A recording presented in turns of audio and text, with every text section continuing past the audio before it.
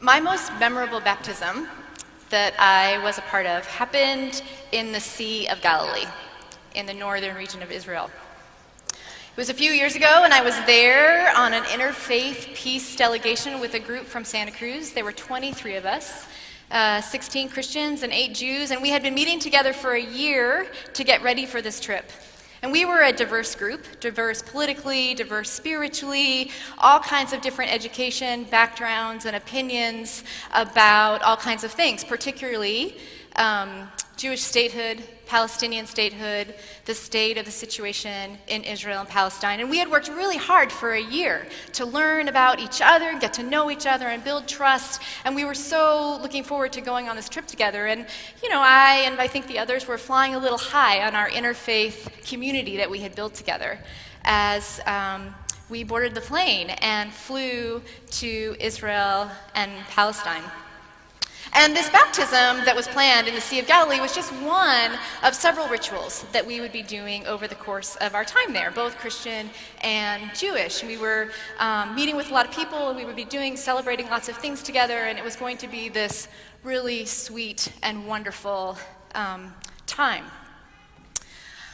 But on the day that the baptism was supposed to take place, which is about halfway through our trip, I woke up feeling anything but hopeful. In fact, what I was feeling was anxiety and a little bit of despair. And that was because a few days earlier, there had been a pretty major rupture in our little interfaith community. One of the places we visited was a refugee camp in Bethlehem, Palestine.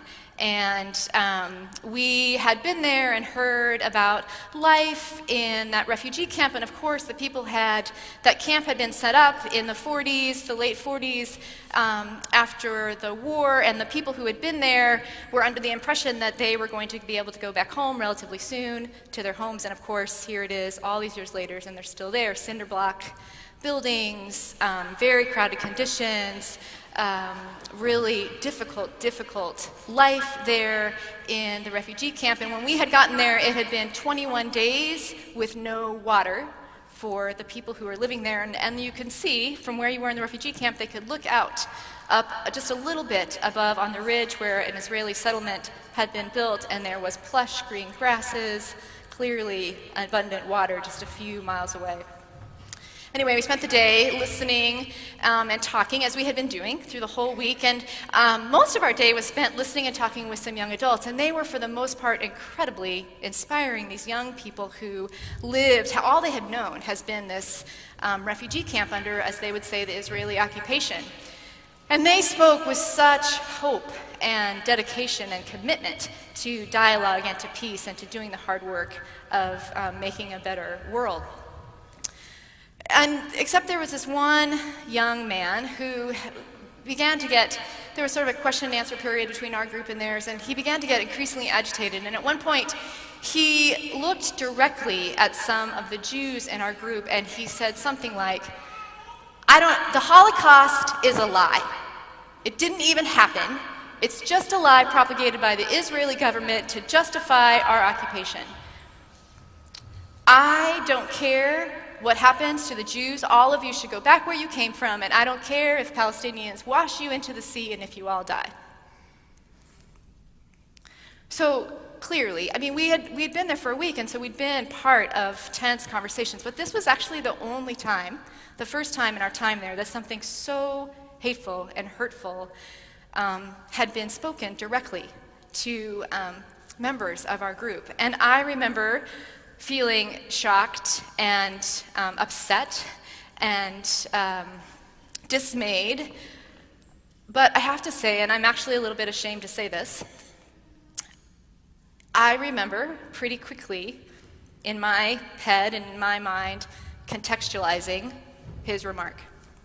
Inside myself, I said to myself, that is such a horrible thing to say. And in my head, I put it in the context of what we had heard. He had told us earlier that he had seen his cousin shot in front of his house by the Israeli Defense Force for simply violating curfew. It was in the context of this that he was saying this. I put that as an isolated comment made by a very hurt and angry young man.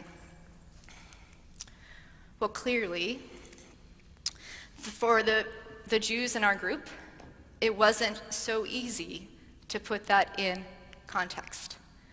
Did not feel like an isolated remark to them.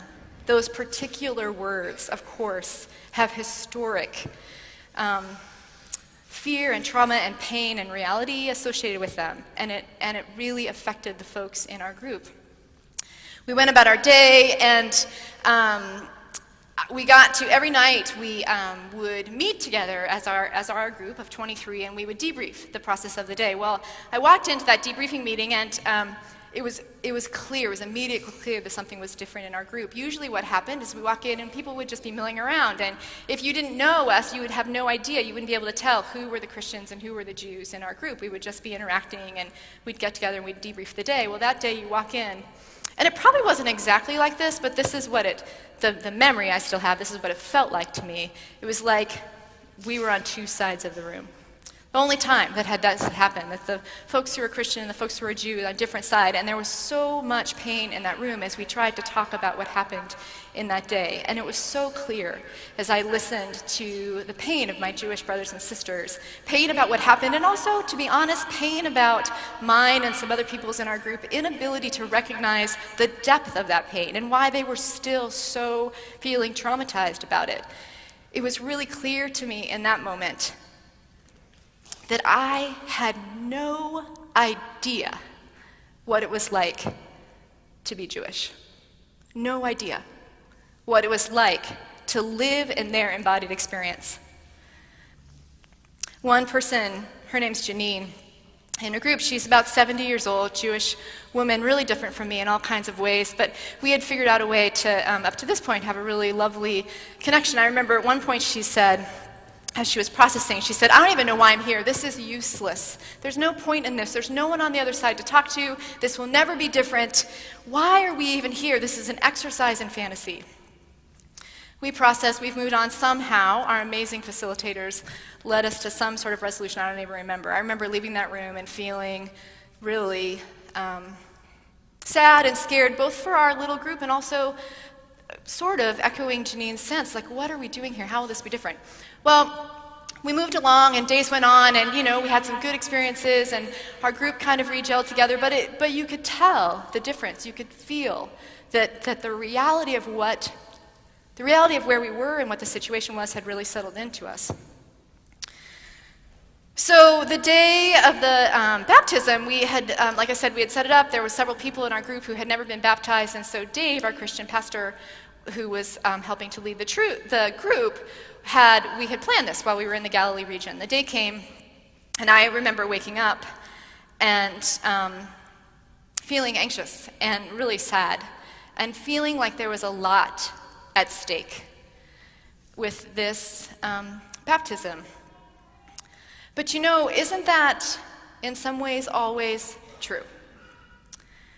Isn't baptism and this life of faith, isn't there always a lot at stake? I think that's what Mark is trying to say to us in this text this morning. So we hear that Jesus comes to the waters, and as he's coming out of the waters, the heavens are torn apart. And he hears a voice crying out, "You are my beloved child, in whom I am well pleased." Torn apart. Mark is the only one who chooses to use that verb. Matthew and Luke, the verb that they use gets better translated opened up. Torn apart. The only other time that Mark uses that exact word is at the end of the gospel, when the veil in the temple is torn in two, when Jesus is being crucified and the centurion says, "Surely this is the Son of God."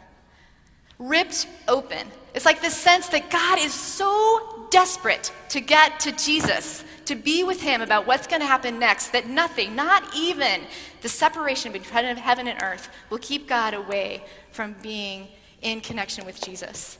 Because, of course, what happens next is that Jesus is driven by the Spirit into the wilderness, tempted in the desert, and then begins his ministry of healing and justice and love and peace. I get this sense when I read this gospel text of this urgency, this visceral nature, that it's actually kind of a big deal what's happening. Jesus coming in and entering into these waters and saying, yes, I will be baptized into whatever is next. And God showing up in a huge way and saying, I will be with you. I think in some ways we know that baptism is a big deal when we do it up here in a very safe and contained sanctuary with room temperature water. We know still that there's something at risk because we invite all of us to say, yeah, we'll stand with you. We'll stand with you, parents and child. We'll stand with you, adult, as you're getting baptized, as you enter this community. So I got up and I made my way down to the shore where we were going to go for the baptism, and I had my swimsuit on, and I didn't really know what would happen. I was hoping there would be a few of our Jewish folks who would join with us. And all of these rituals that we took part in, the Jewish ones and the Christian ones, they were optional, they weren't required. So, I was trying to be like, okay, don't read too much into it, just go. So I got down there, and I was like, oh shoot, okay, there's people gathering, and there's most of all the Christian folks are there, and there's some of the Jewish folks there, and I was like, okay, this is gonna be okay. So we start wandering in to the water, and okay, so Dave, who's doing the baptism, he's 6'2", and I am not. I am 5'2", so I think the idea was that we would all be shoulder high, but shoulder high for Dave is like over my head. But anyway, we're going out into the water, and I'm kind of trying to pay attention to staying afloat, and I realized that more and more of our group is coming. Every single person is coming in to join in this moment. And I looked on the shore, and there was Janine. And clearly she had not intended to come and be baptized because she was fully dressed. Her hair was all coiffed as it always was. She had beautiful makeup on. She had her camera. So we were all out there getting situated, trying to stay afloat. And then I look over, and Janine is taking off her camera. She puts it on the sand, and she's like wading out into the water, swimming out to get to us, to be in this circle of baptism with us. And in that moment, I don't even really remember the actual moment of baptism. What I remember is thinking, this is it. This is baptism. My Jewish friends taught me about an element of my Christian faith.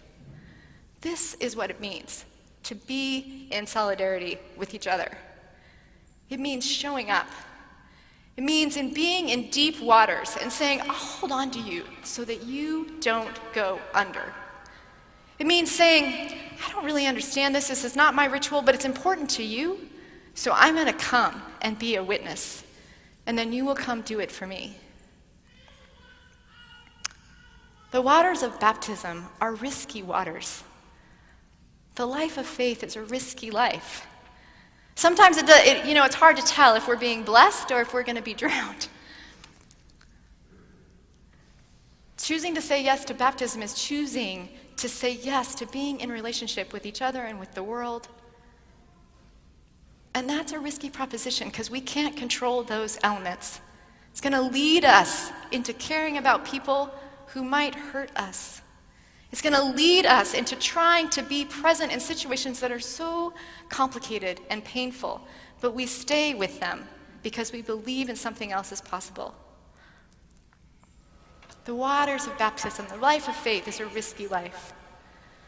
But here's what I know to be true. When we enter into those waters, we are not alone.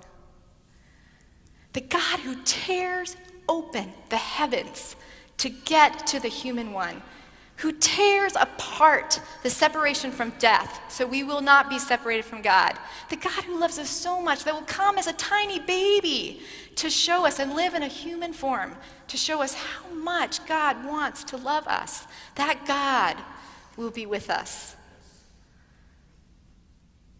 And there will always be other brave ones of faith in that water as well.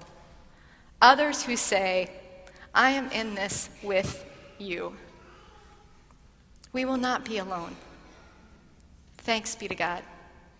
Amen.